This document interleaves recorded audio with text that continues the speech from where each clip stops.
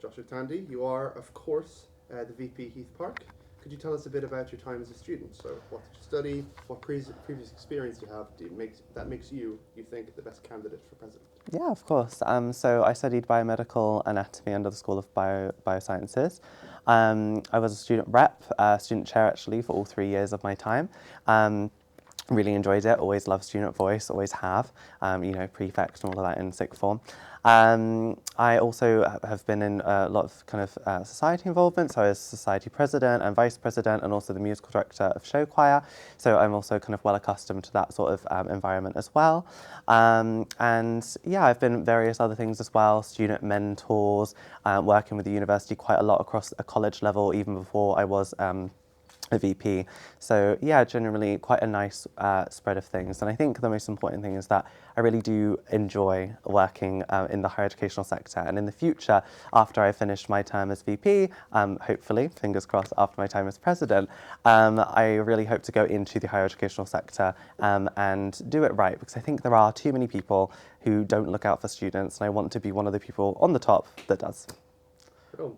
Can you tell us a bit about where you grew up, what kind of school you went to, and any sort of notable things about your childhood and teen? Yeah, of course. So I live in the southeast of Kent, very near France. You can see France from my doorstep because we kind of live on a hill. And yeah, it was really, really nice. I went to the Dover Grammar School for boys, and yeah, it was obviously, an environment growing up in a boys' school.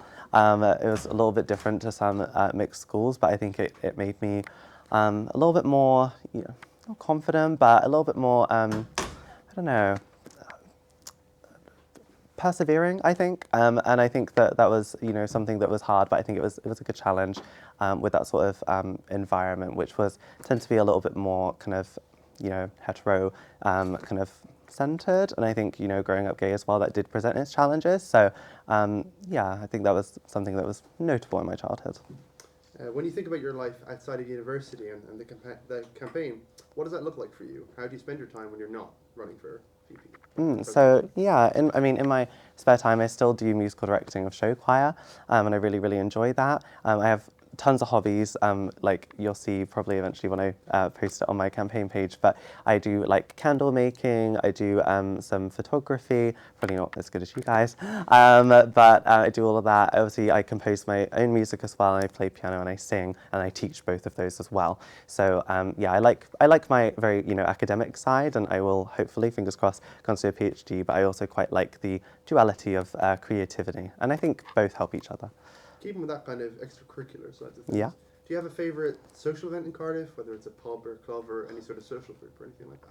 Yeah, so I'm part of CU Pride, and I really like CU Pride. I just think it's a really welcoming environment, and I've worked a lot with them this year to kind of really bring up House, which is the SU's queer club night that was kind of rebranded from Q last year.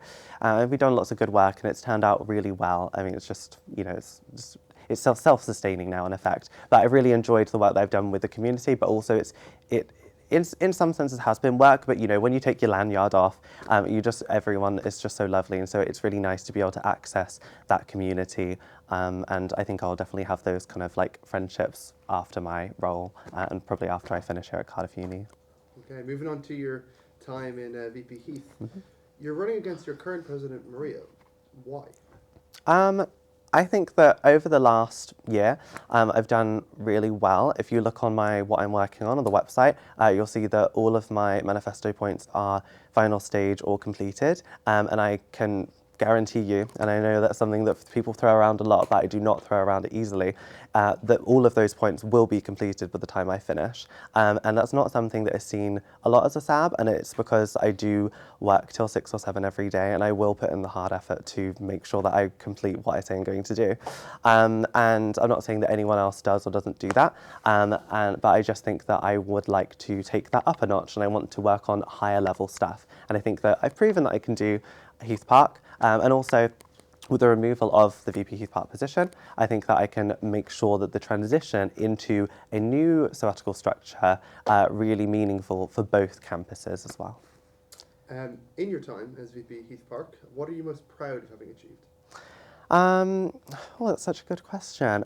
So there's lots of things I think that come to the end of your term before elections actually happen that are kind of budding. So on the 9th of March, Cardiff Uni is going to have a meeting with Cardiff Met, USW and Cardiff Bus to start, well, not start discussions, it's already been happening, but to kind of come together to agree a discounted student bus pass for students in Cardiff, for all students, not just Heath Park students. And I think that would be really, really beneficial.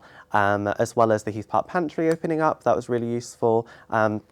For cost of living, and also just this weekend I'm going to run Heath Park on tour, which is where we are running events over Wales. So I'm going up to Wrexham and Bangor, and I've just finalised those details today and sent out all of the dietary requirements, etc. And I think that will be really good to support our students away, which hasn't been done for many, many years. And it is hard to orchestrate, but it's going to be so worth it. As you mentioned yourself, perhaps the most notable event in your term as VP Heath Park, some might say, was the abolishment of the role that you hold. Yeah. Why did you support this? So obviously, you know, you can either remain neutral, you can go against it, or you can be for it.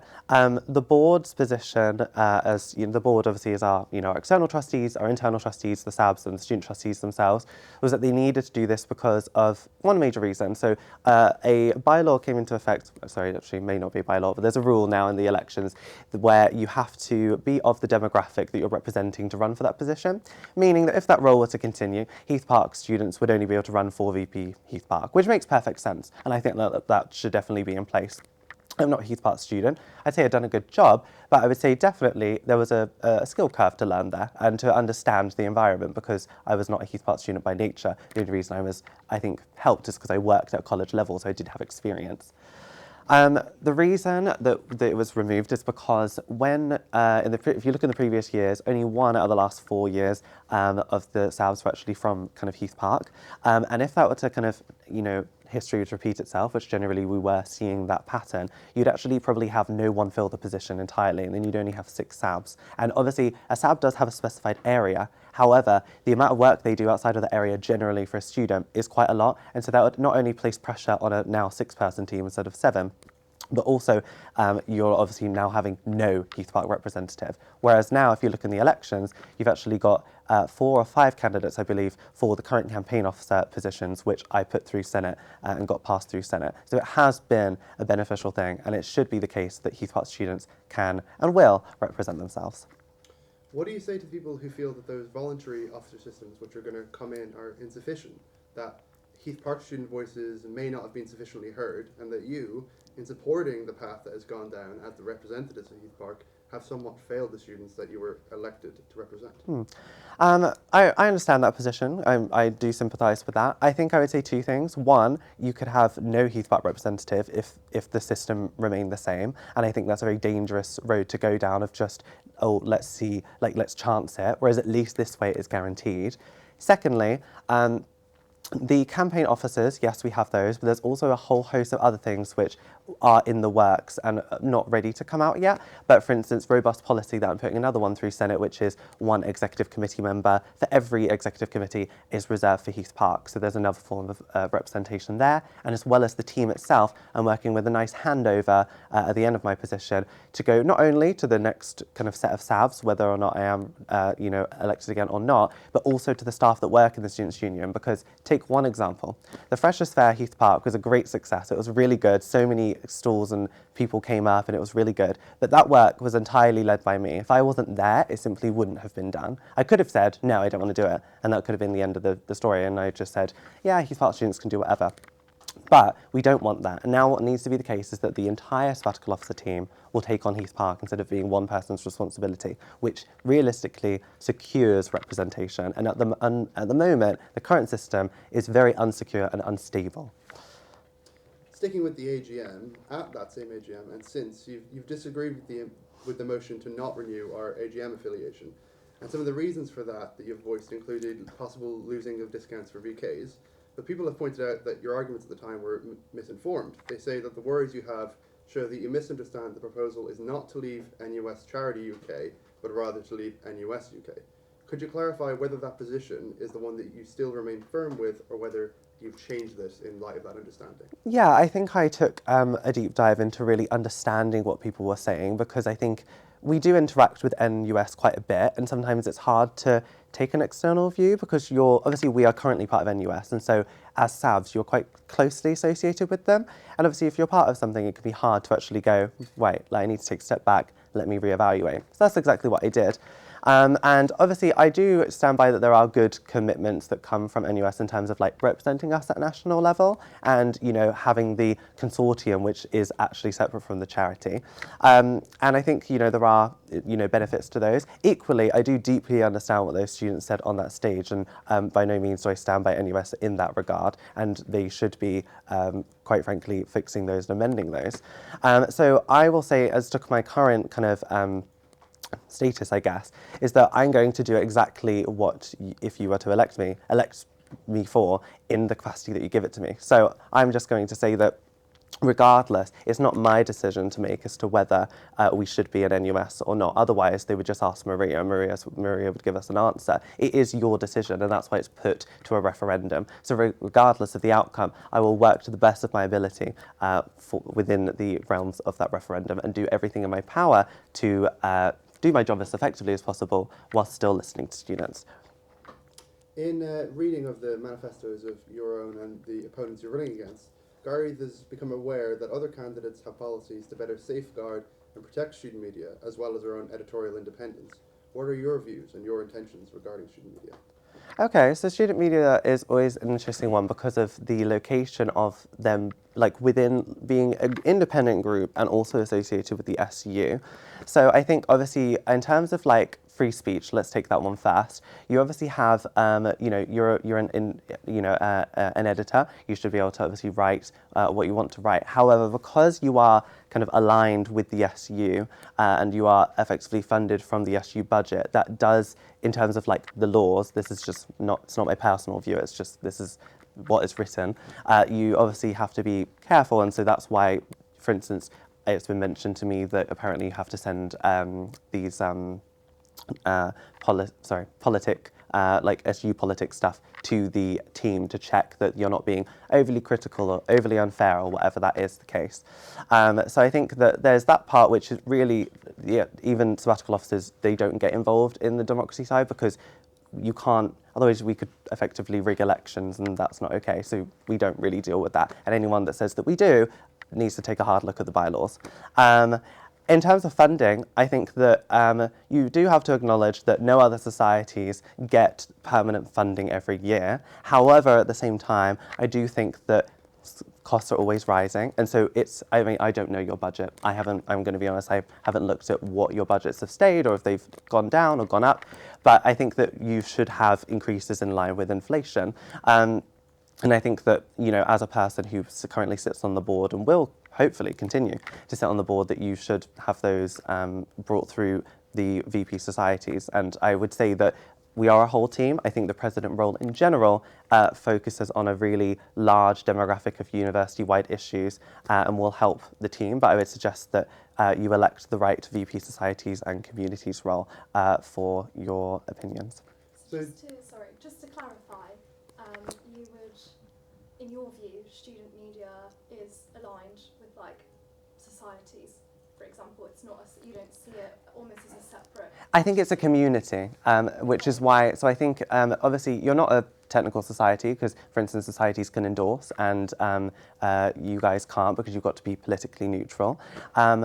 But I think you are a community, a good one at that. And I think that that role will, now that the rules change, will hopefully represent you more. And I hope that you guys, as student media, feel that you can go to that position. And if you ever don't, like, you should be able to reach out and say that.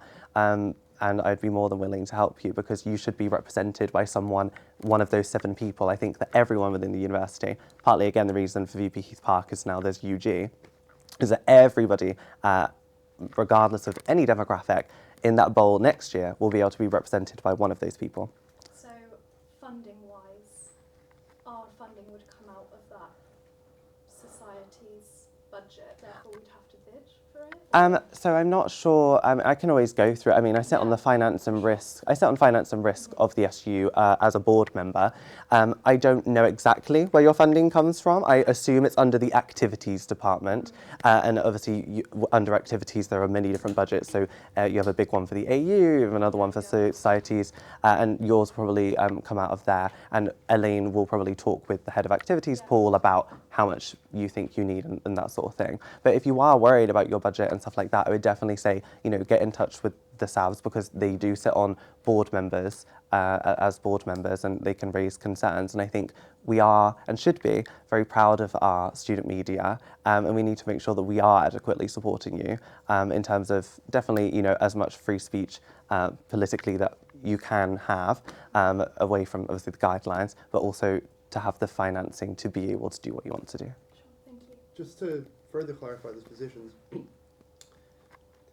I suppose Gair Rhydd can really attest to the point that perhaps some of the bylaws that you mentioned are not up to date and they don't properly protect student media and what it should be doing.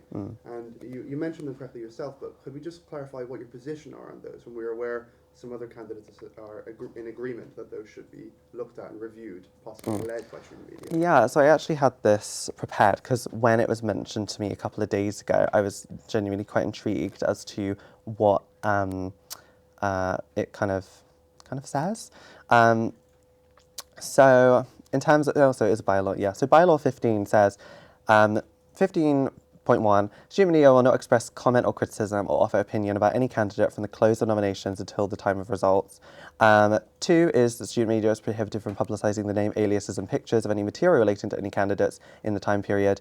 And 3 is that in the time period identified in 1, which is from the release to the results, the returning officer or the deputy returning officer in their absence shall act as a consultant on all matters, the reference to any matters pertaining to elections, to do with the returning officer. So 15.3 I don't think is an issue. The returning officer is an external member and they will guise on if there's any election conflicts. I think an external body that is completely separate to everyone within this union is needed for a non-biased perspective. I think we can all agree on that, I hope.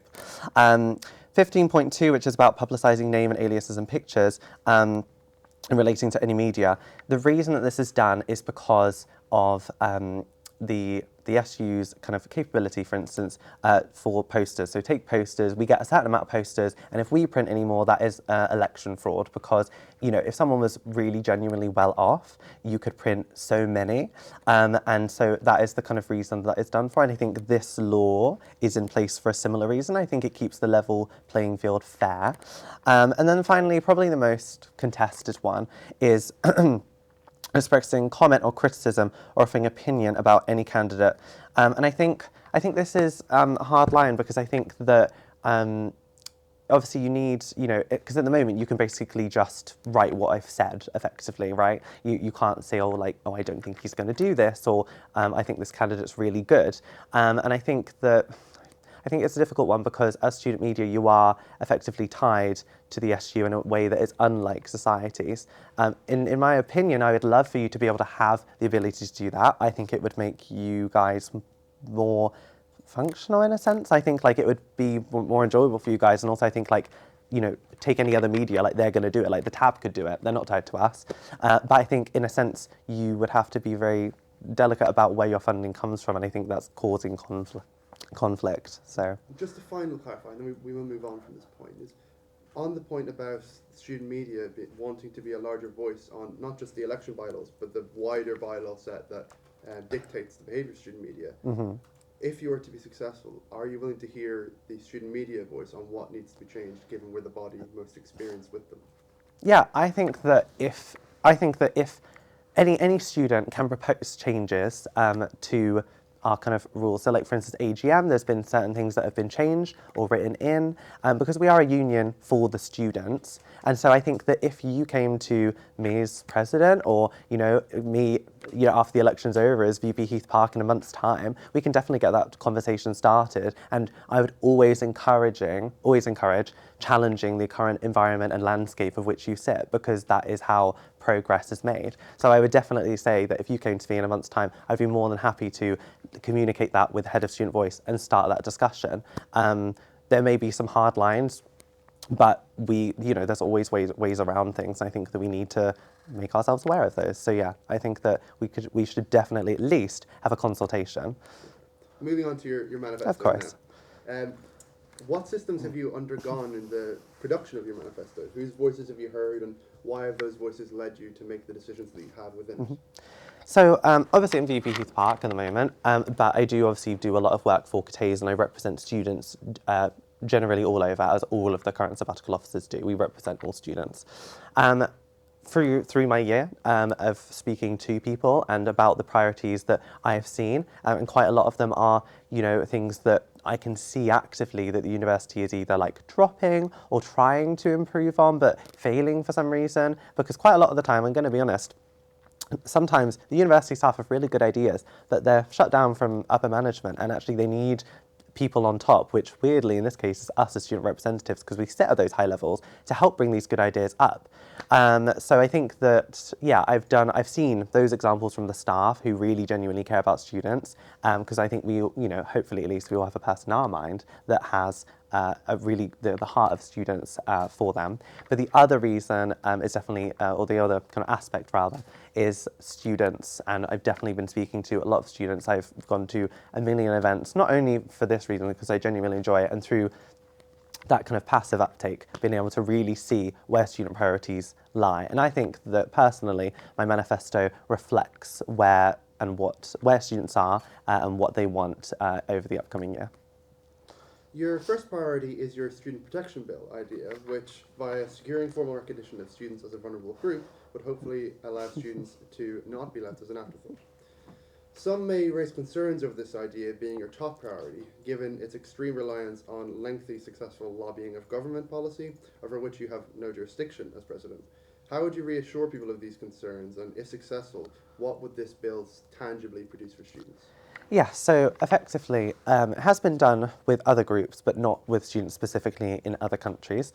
So if you recognise a group as like vulnerable, as it says there, it means that the, sorry, that's the end of a cold. It means that the government has to really consider them in governmental policy. So for instance, housing, cost of living, mental health, and so on and so forth. And I think that that is really crucial, because at the moment they can just go through the housing bill and not really think about the effects of what that will do to a specific group, except the ones that are listed vulnerable. And I think that having that say in literally every law that comes through is really crucial, because you're not just doing one thing for housing one-off and then I clear off and like my work's done. That is a lasting impact that will roll on and help other future years of sabbatical officers here and all over other unions in the country, but also you're really you're helping students in the major long term, and that will hopefully as well give rise to more what people probably say is more novel ideas around student protection. But I think this is a good starting place, and that I'm not proposing something that is completely out of the range. And I'm not saying that we need a law going, oh, we need to not have rents of this and this and this, because the Senate, I'm going to be honest, they will shoot it down. You need to start, you need to meet, and then you can build up. And I'm being realistic whilst also giving people what they want, because I'm not going to put something on my manifesto that I can't do. And you can see that because I've done everything with my manifesto for this year. You then go on to say that you want to deliver on all of Time to Act's commitments. Can you tell us what these commitments are and how you're going to do this?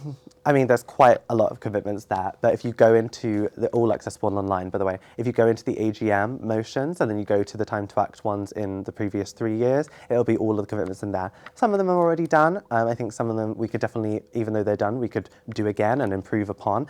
But I think that I'll definitely be making sure that, and you may have seen earlier in the year, we put out as a SAB team and as an SU, the sort of the post around the students' unions work on Time to Act, and we apologise to students for our lack of work on sexual violence. And I think that we don't want to have to issue another apology, because have you seen anything since that post since? I mean, it's not really my jurisdiction as VP Heath Park. I'm doing my work on sexual violence on placement, but I'd like to start working on the bigger ticket issues really, and actually really improve tackling sexual violence university-wide. And this position as president would give me the ability to do so.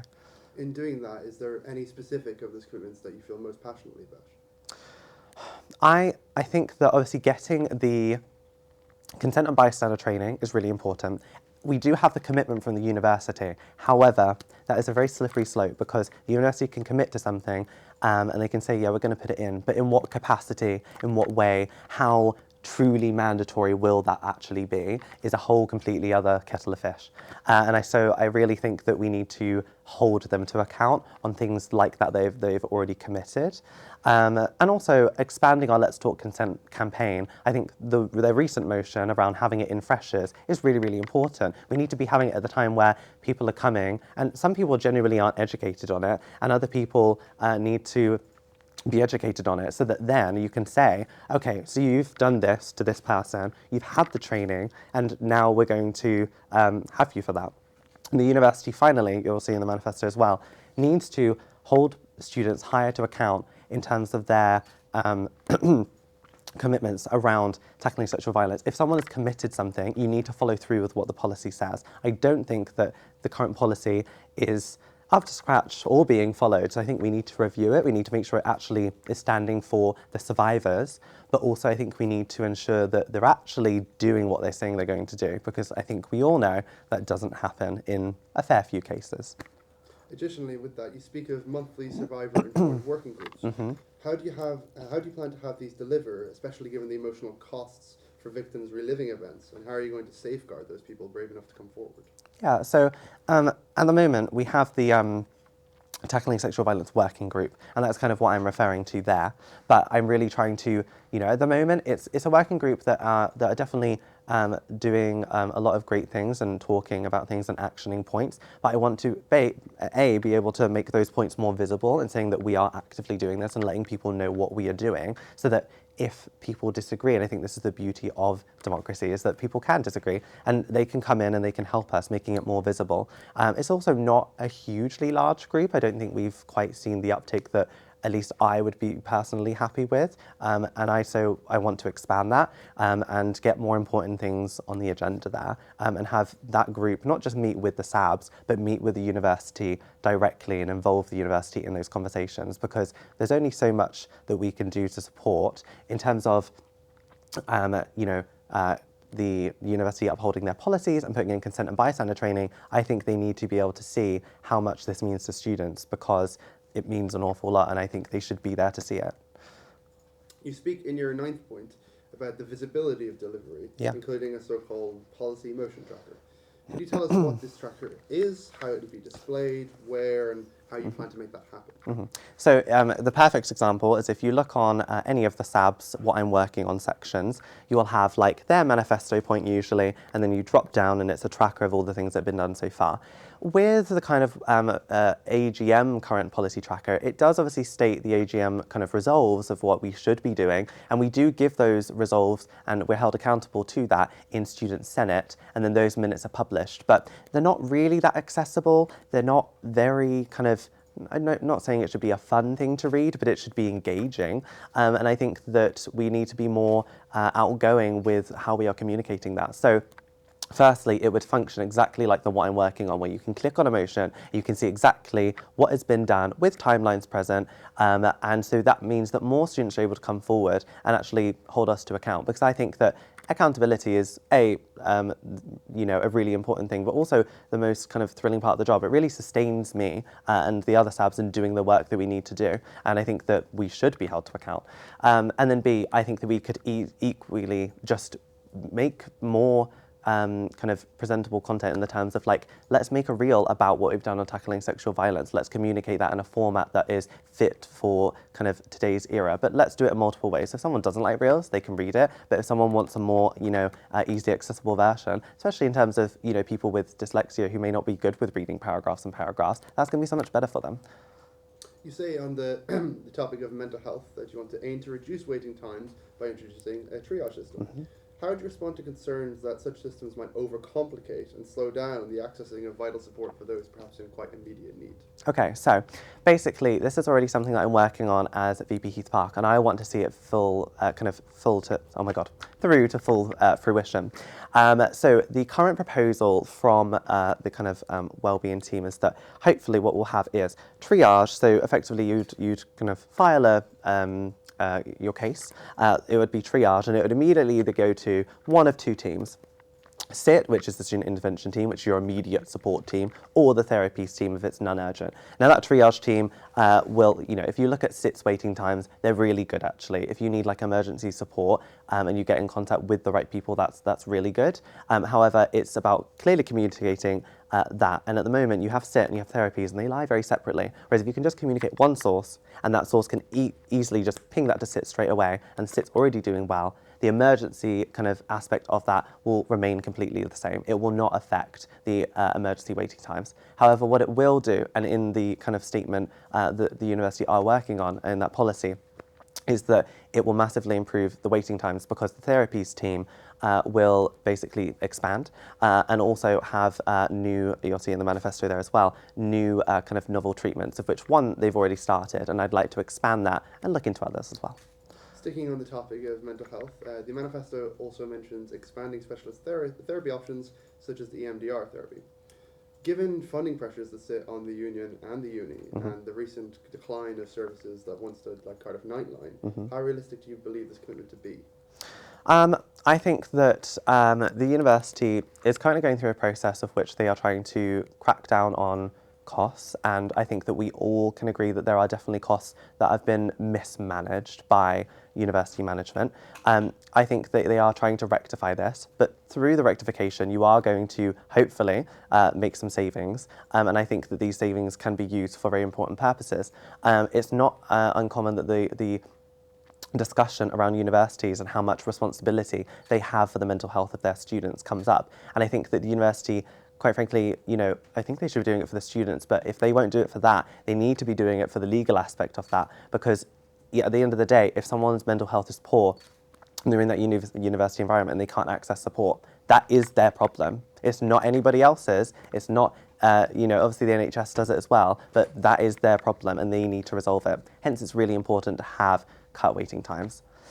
Just last question to finish now. Of course. What makes you the best candidate on the ballot for students?